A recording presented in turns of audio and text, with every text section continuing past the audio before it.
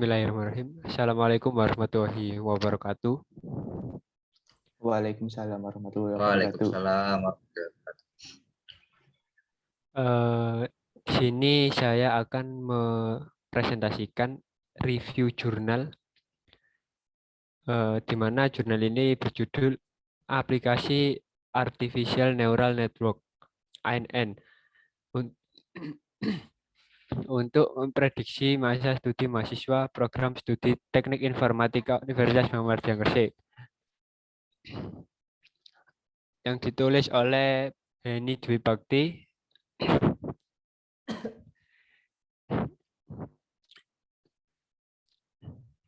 Untuk permasalahannya yakni permasalahan dari jurnalnya yakni di Teknik Informatika Universitas Muhammadiyah Gresik masih banyak mahasiswa yang tidak menyelesaikan kuliah tepat waktu, yaitu selama 4 tahun. Berdasarkan statistik 5 tahun terakhir, rata-rata mahasiswa lulus selama 5 tahun. Prediksi lama masa studi dibutuhkan oleh manajemen universitas dalam menentukan kebijakan preventif terkait pencegahan dini kasus dropout, yang disingkat DO, sehingga kasus-kasus DO dan tidak lulus tepat waktu dapat diminimalisir. Ketepatan waktu dalam penyelesaian studi berpengaruh terhadap kualitas program studi. Dalam penelitian ini, dari data akademik mahasiswa yang berupa indeks prestasi semester yang disingkat IPS, 4 semester awal digunakan untuk memprediksi apakah mahasiswa lulus tepat waktu atau tidak. Kemudian untuk data variabelnya. Data variabelnya didapatkan dari data input dan data output, di mana data input ini digunakan dalam penelitian yang diperoleh dari database mahasiswa yang dimiliki oleh program studi informatika Universitas Muhammadiyah Gresik. Data tersebut terdiri dari catatan akademis mahasiswa, yakni nilai indeks prestasi semester 4 semester awal. Alasannya digunakan data 4 semester awal adalah mata kuliah di 4 semester awal merupakan dasar yang digunakan untuk pengambilan mata kuliah di semester-semester selanjutnya. Kemudian yakni data output. Data output di sini digunakan dalam penelitian ini yakni tahun lulus mahasiswa. Data dikelompokkan menjadi 2, yakni yang lulus kurang dari 5 tahun dan lebih dari 5 tahun. Data ini kemudian digunakan sebagai target jaringan, target 1 untuk lulus kurang dari 5 tahun dan target 2 untuk lulus lebih dari 5 tahun. Arsitektur jaringan yang digunakan adalah 4, 10, 1, yang artinya jaringan memiliki 4 nilai input, yaitu nilai IPS atau indeks prestasi semester 4 semester awal oleh mahasiswa, kemudian 10 neuron pada hidden layer, dan 1 nilai output yang yaitu masa studi mahasiswa. Kemudian di sini metode penyelesaian. Pada penelitian ini akan dihitung nilai mean square error yang menunjukkan kesalahan rata-rata nilai error. Jika nilai makin kecil, maka semakin kecil pula kesalahan jaringan untuk menghampiri nilai target. Dihitung juga nilai regresi yang menyatakan kesesuaian antara output jaringan dengan target. Kesesuaian tersebut dinyatakan dengan nilai regresi yang mendekati 1. Bisa dilihat pada gambar ini terdapat 4 lapisan input, di mana 4 lapisan ini terdapat nilai IPS semester. Kemudian di sini terdapat 10 lapisan tersembunyi. Kemudian terdapat 1 lapisan output, di mana di situ dikerucutkan menjadi masa studi. Lanjut, terdapat 3 fase dalam algoritma back progression. Pertama adalah fase maju. Lapisan input pertama kali dihitung maju dengan penjumlahan nilai bobot dan bias hingga lapisan output menggunakan suatu fungsi aktivasi yang telah ditentukan. Fase kedua adalah fase mundur, yaitu menghitung selisih antara keluaran jaringan dengan target yang diinginkan, ya, yang kemudian disebut sebagai kesalahan. Selanjutnya yaitu fase propagasi balik. Faktor kesalahan diprogresikan mundur dimulai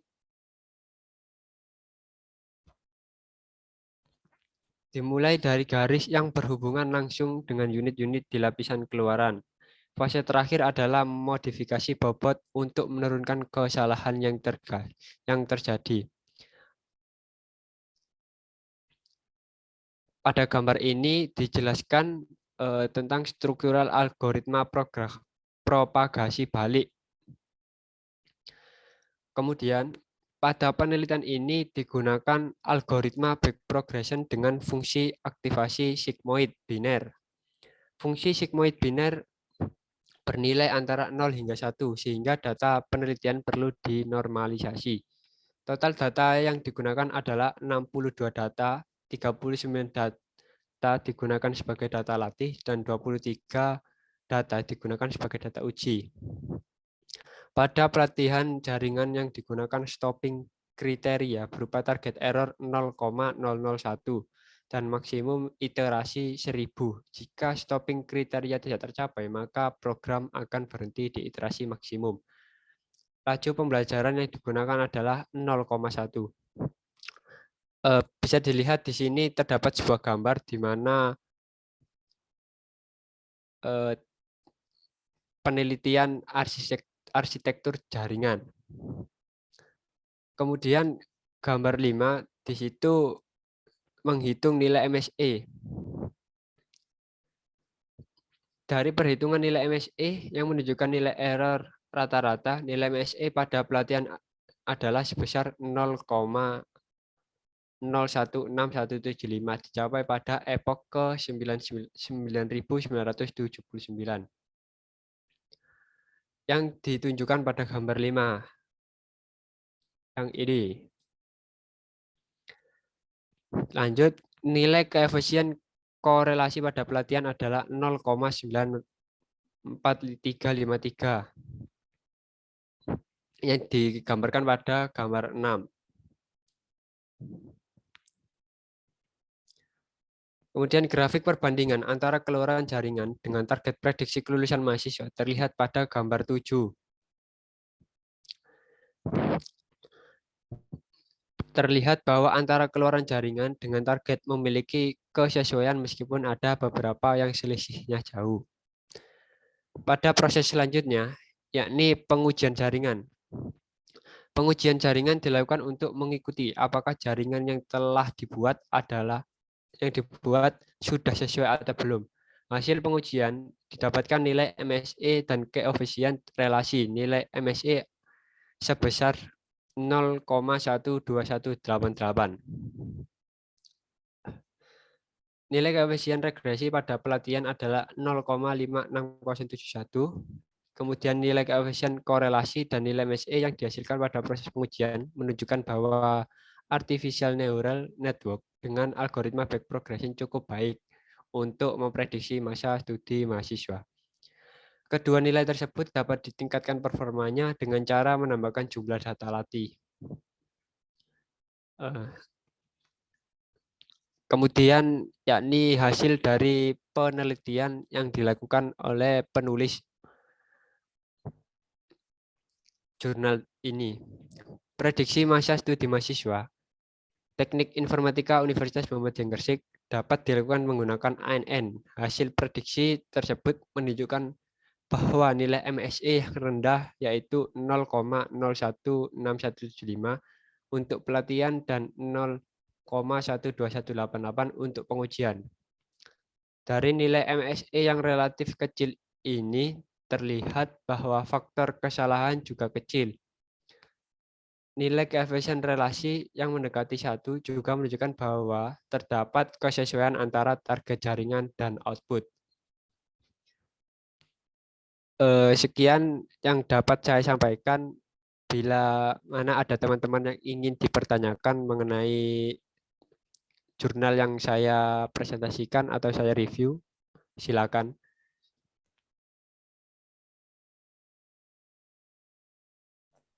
Ya Mas, saya mau tanya. Iya, ya, dipersilahkan.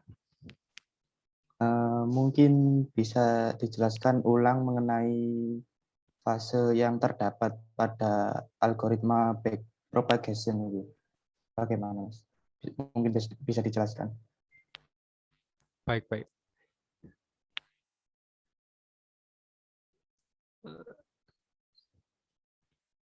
Fase yang terdapat dalam algoritma backprogression. Di sini terdapat 3 fase, yakni yang pertama adalah fase maju, di mana lapisan input pertama kali dihitung maju dengan penjumlahan nilai bobot dan bias hingga lapisan output menggunakan suatu fungsi aktivasi yang telah ditentukan. Kemudian yakni fase kedua adalah fase mundur, yaitu menghitung selisih antara keluaran jaringan dengan target yang diinginkan, yang kemudian disebut sebagai kesalahan. Kemudian yang terakhir yakni fase propagasi balik, di mana faktor kesalahan dipropagasikan mundur, dimulai dari garis yang berhubungan langsung dengan unit-unit di lapisan keluaran. Fase terakhir ini adalah memotivasi bobot untuk menurunkan kesalahan yang terjadi. Mungkin itu, Mas. Bisa dimengerti? Ya, bisa Mas. Sangat bisa dipahami. Terima kasih. Oke, sama-sama. Mungkin dari Mas Eva, apa ada pertanyaan? Eh, ada Mas. Mungkin dari tadi kan di bawah kan ada tulisan MSE itu. Mungkin bisa dijelaskan apa kegunaan dari perhitungan nilai mean square error atau yang bisa disebut MSE. Baik, terima kasih. Sama-sama, baik.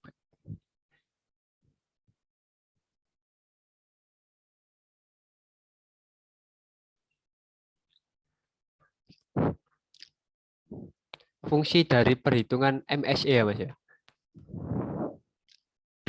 Iya, Mas.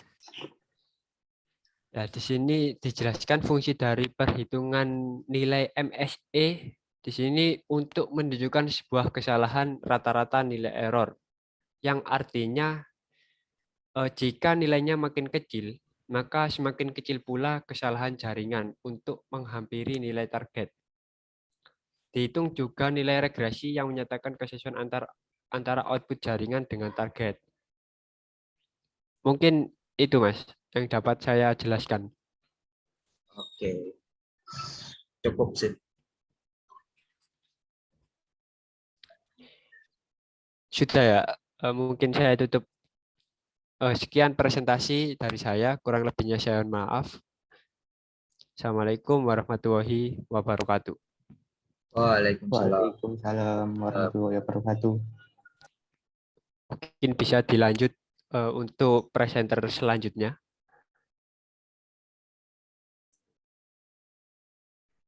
Ya, mungkin saya bisa melanjutkan. Sebentar ya.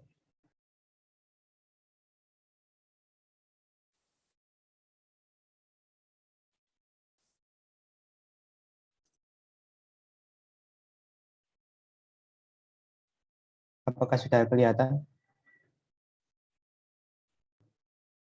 Sudah Mas, sudah Mas.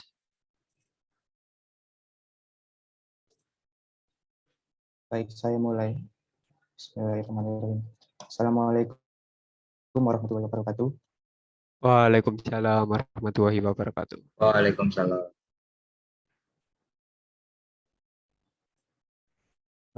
Di sini saya akan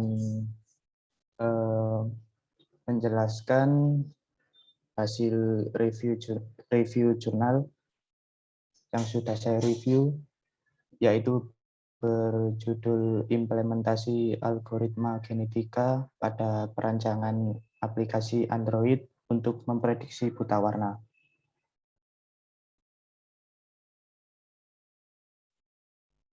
Kemudian untuk permasalahannya, yaitu di sini buta warna merupakan salah satu penyakit menurun yang menjadi masalah yang cukup serius dalam silsilah keluarga. Apalagi dengan prediksi buta warna yang selama ini menggunakan cara manual dengan menghitung rumus pewarisan. Algoritma genetika memiliki keunggulan dibandingkan algoritma optimasi tradisional lainnya. Dua di antaranya yaitu kemampuan untuk menangani permasalahan kompleks dan paralel. Untuk menerapkan metode komputerisasi dalam memprediksi buta warna yang dapat digunakan oleh banyak orang, maka diperlukan sistem operasi yang user-friendly seperti sistem operasi Android. Hasil pengujian menunjukkan bahwa penerapan algoritma genetika pada aplikasi untuk memprediksi buta warna menghasilkan prediksi yang lebih optimal.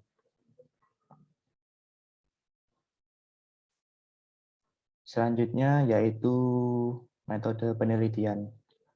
Yang pertama, metode pengumpulan data. Pada penelitian ini, data yang digunakan adalah data percobaan yang diambil dari penelitian Ervan dan Mulyanto pada tahun 2015. Dalam penelitiannya yang berjudul Deteksi Risiko Penderita Buta Warna Menurun Berbasis Pohon Keluarga dengan Algoritma Genetika. Dengan data yang digunakan merupakan data percobaan dan hasil percobaan pada 21 sampel orang tua yang normal, buta warna sebagian, dan pembawa buta warna. Dan di sini kita bisa lihat tabel hasil dari data percobaan. Ada jumlah anak, induk, risiko, dan selisih. Hasilnya seperti ini. Dan untuk rata-rata kesalahannya ada di 35,7%. Berikutnya yaitu algoritma genetika. Terdapat langkah-langkah yang sering digunakan untuk menyelesaikan permasalahan dalam optimasi. Di antaranya yang pertama ada inisialisasi populasi awal, B evaluasi, C seleksi, dan D proses penyilangan kromosom atau crossover. Selanjutnya ada evaluasi populasi baru ya atau mutasi. Selanjutnya selama syarat belum terpenuhi ulangi untuk langkah ketiga. Dan di sini terdapat gambar dari siklus algoritma genetikanya. Ada populasi awal, evaluasi fitness, seleksi individu, reproduksi crossover dan mutasi, kemudian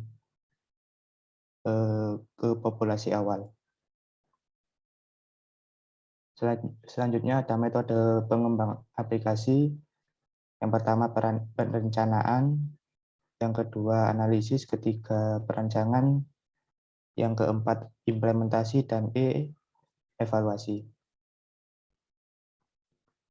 Selanjutnya yaitu hasil dan pembahasan. Pada tahap ini dilakukan inisialisasi terhadap kemungkinan solusi yang merupakan sifat dari individu sebagai berikut. Di sini ada tabel inisialisasi individu. Untuk nomor 1, wanita normal inisialnya 3, 2 wanita karir inisialnya 4, 3 wanita penderita inisialnya 1, pria normal 2, dan pria penderita hasilnya 3. Selanjutnya ada pembangkitan populasi awal. Populasi awal yang dibangkitkan diambil dari jumlah anak berdasarkan jenis kelamin dan sifat gen orang tua. Di sini ada tabelnya untuk populasi awal dari kromosom 1 sampai kromosom ke-10, dan ini hasil inisialisasinya. Selanjutnya yaitu evaluasi fitness. Fungsi fitness untuk setiap kemungkinan solusi adalah sebagai berikut.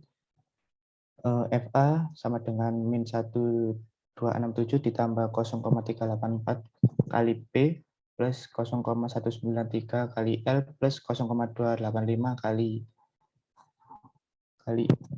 I dikurangi 0,95 kali A.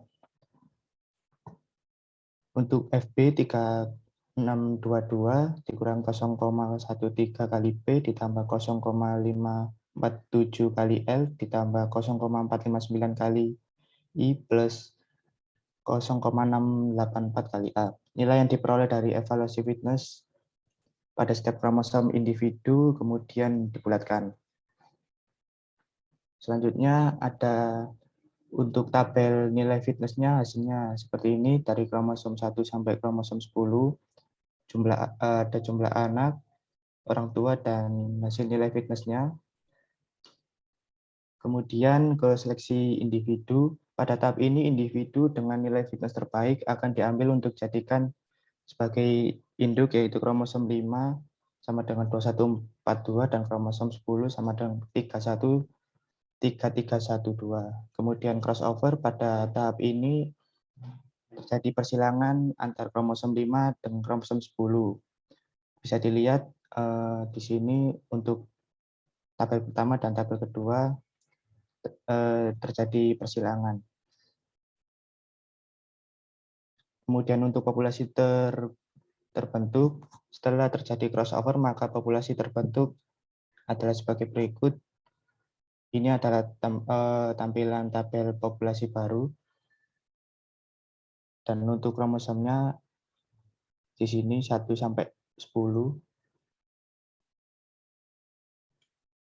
Kemudian untuk testing aplikasinya, di sini ada untuk menampilkan menu utama, yaitu untuk menampilkan prediksi, tes, info, dan tentang. Kemudian selanjutnya menampilkan halaman prediksi. Kemudian halaman untuk tesnya, menampilkan image view untuk menampilkan plate soal tes buta warna. Kemudian input jawaban. Setelah user mengklik tombol submit, maka halaman tes penampilan hasil dari tes buta warna. Kemudian halaman info, dan juga ada untuk menampilkan halaman tentang. Untuk kesimpulannya, satu, aplikasi prediksi buta warna berbasis Android ini mampu memberikan kemudahan bagi masyarakat untuk melakukan prediksi buta warna hanya dengan memberikan input berupa sifat orang tua dan jumlah anak. Dua, pemilihan smartphone berbasis Android menjadi aplikasi prediksi buta warna, implementasi algoritma genetika prediksi buta warna. Untuk sarannya sendiri, pembuatan aplikasi buta warna sangat bagus karena sangat membantu mengetes bagi orang pengidap buta warna hanya melalui smartphone. Untuk saran lainnya mungkin bisa diperbagus lagi untuk tampilan UI dan juga fiturnya. Terima kasih, itu saja yang dapat saya sampaikan. Mungkin ada yang ingin ditanyakan.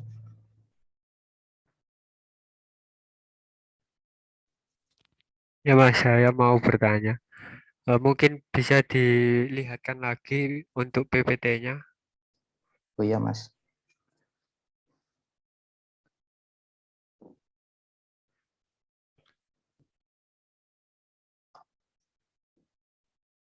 Sebentar ya, Mas.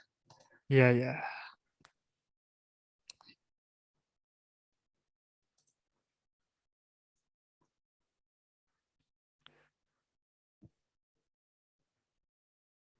Yang set berapa, Mas ya? Terus lanjut. Yang pengembangan itu metode pengembangan aplikasi. Iya. Mungkin bisa dijelaskan untuk metode pengembangan aplikasi pada poin A yaitu analisis. Oh iya, Mas. Sebentar ya. Oke. Untuk metode analisis untuk menentukan kasus pada tahap ini penulis melakukan studi literatur untuk menentukan suatu kasus yang bisa ditangani oleh sistem, mengklasifikasikan masalah, peluang, dan solusi yang mungkin diterapkan. Dan untuk kasus tersebut, menganalisa kebutuhan pada sistem dan membuat batasannya serta mendefinisikan kebutuhan dari aplikasi tersebut, Mas. Seperti itu, Mas. Mungkin kurang jelas atau Sudah, Mas. Terima kasih atas ya jawabannya. sama-sama, Mas. Mungkin Mas Eva, mungkin ada pertanyaan. Eh, mungkin IKEA ya. Mungkin bisa dijelaskan untuk metode pengembangan aplikasi pada poin D, yaitu implementasi dan jelaskan juga kebutuhan perangkat lunak yang digunakan. Oh ya, Terima baik, kasih. Mas. Sama-sama. Untuk pada tahap ini penulis melakukan instalasi dari aplikasi yang sudah dibuat untuk kemudian digunakan oleh user dengan menggunakan bahasa pemrograman Java dan algoritma genetika. Itu untuk jawaban untuk yang implementasi tadi. Dan untuk analisa kebutuhan perangkat lunaknya, untuk menyelesaikan permasalahan yang ditemukan pada penelitian ini, digunakan beberapa perangkat lunak, diantaranya yang pertama yaitu bahasa pemrograman Java 8 dan XML 1.0, 2 IDE-nya yaitu Android Studio versi 3.1.2, yang ketiga perancangan UML, yang keempat sistem operasi Microsoft Windows. Sudah, Mas. Itu yang bisa saya jelaskan. Baik, sudah cukup sih. Cukup. Ya, itu saja yang dapat saya sampaikan. Kurang lebihnya saya mohon maaf. Assalamualaikum warahmatullahi wabarakatuh. Waalaikumsalam. Waalaikumsalam warahmatullahi wabarakatuh.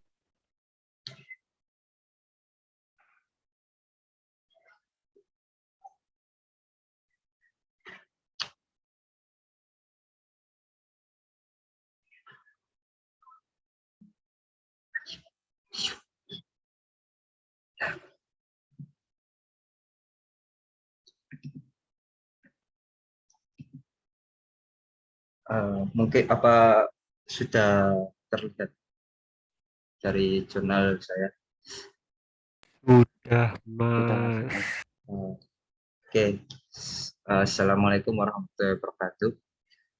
Waalaikumsalam warahmatullahi Waalaikumsalam wabarakatuh. warahmatullahi Saya wabarakatuh. Rivaldi Seva Iksani dengan tim 19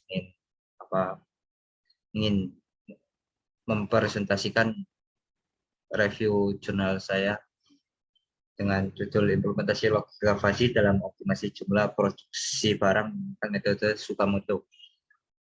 Dari sini untuk permasalahan tersendiri adalah dalam aktivitas bisnis toko kerang pasir putih Situbondo masih belum ada analisis untuk membuat optimasi dari produk barang sehingga barang tersebut mempunyai sisa yang banyak dan sisa tersebut ditempatkan di gudang. Sering gudang tersebut penuh karena kelebihan produksi yang dihasilkan. Maka dari itu, toko kerang pasir putih Situbondo merupakan suatu sistem analisa yang dapat memperkirakan jumlah produksi yang dihasilkan dari data permintaan dan data persediaan yang ada di gudang agar tidak terjadi produksi berlebih.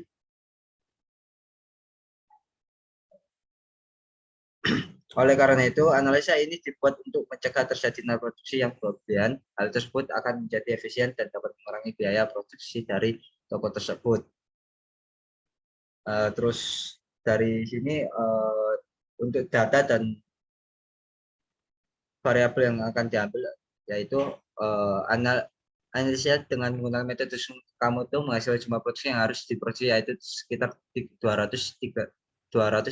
2.370 dengan kondisi permintaan sebanyak 2.500 dan misalnya dipegang sekitar 100 botol.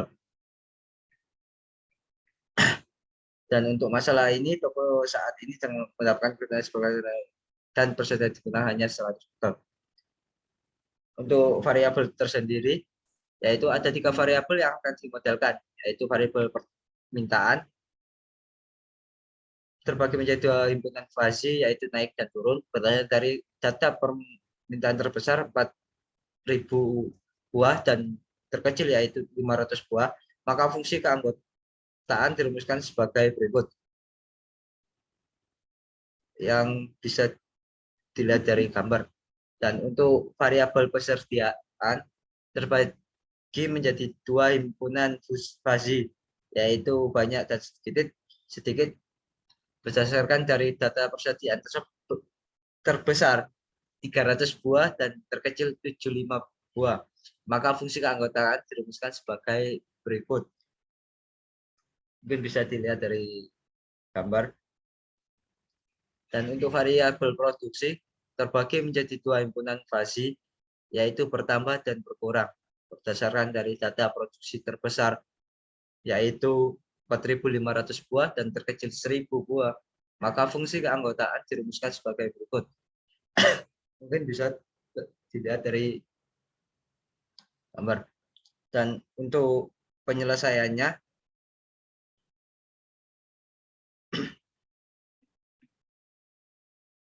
yaitu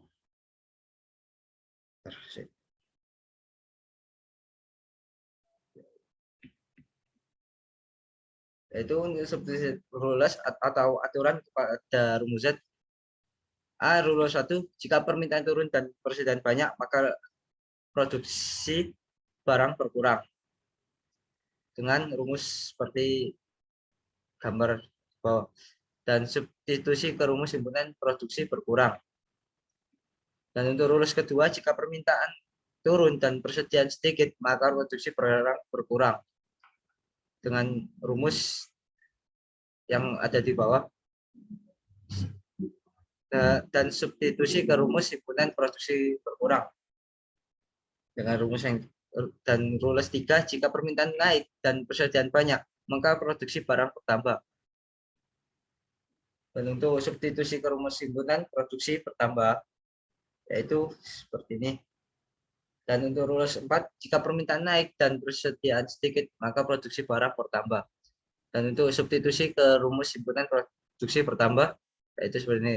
Untuk mencari nilai Z, yaitu seperti gambaran sudah tertera. Dan untuk hasilnya sendiri, yaitu hasil dari analisis dan perencanaan sistem optimasi jumlah pengadaan barang menggunakan algoritma fase metode Tsukamoto, yaitu sistem optimasi jumlah penggandaan barang menggunakan algoritma fase metode Tsukamoto ini tepat digunakan oleh pihak penjual barang di toko kerang pasir putih Situbondo.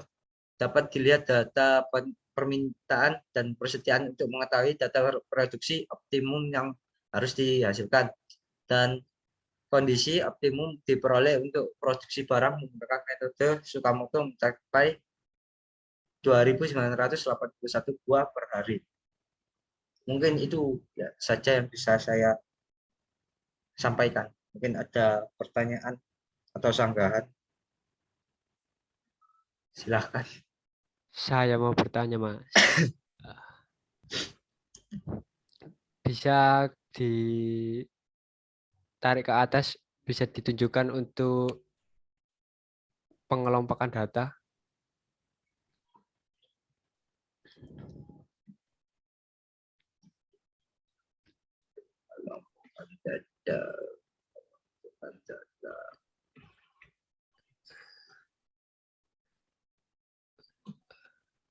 Ini ke bawah, Mas, ke bawah, Mas.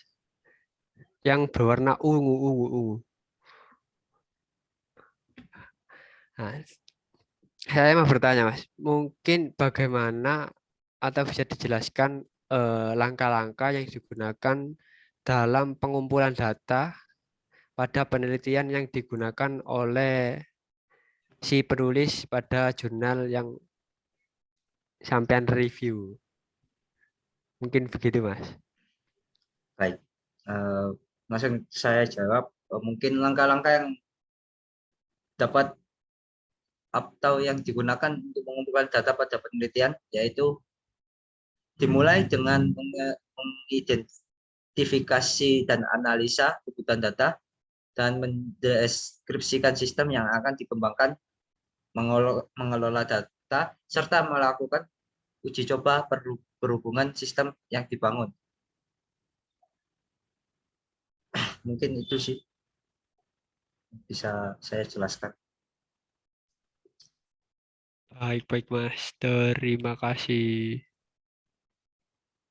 Mungkin dari Mas Naufal ada pertanyaan atau Sangga, silakan. Monggo. Ya Mas, ada yang ingin saya tanyakan.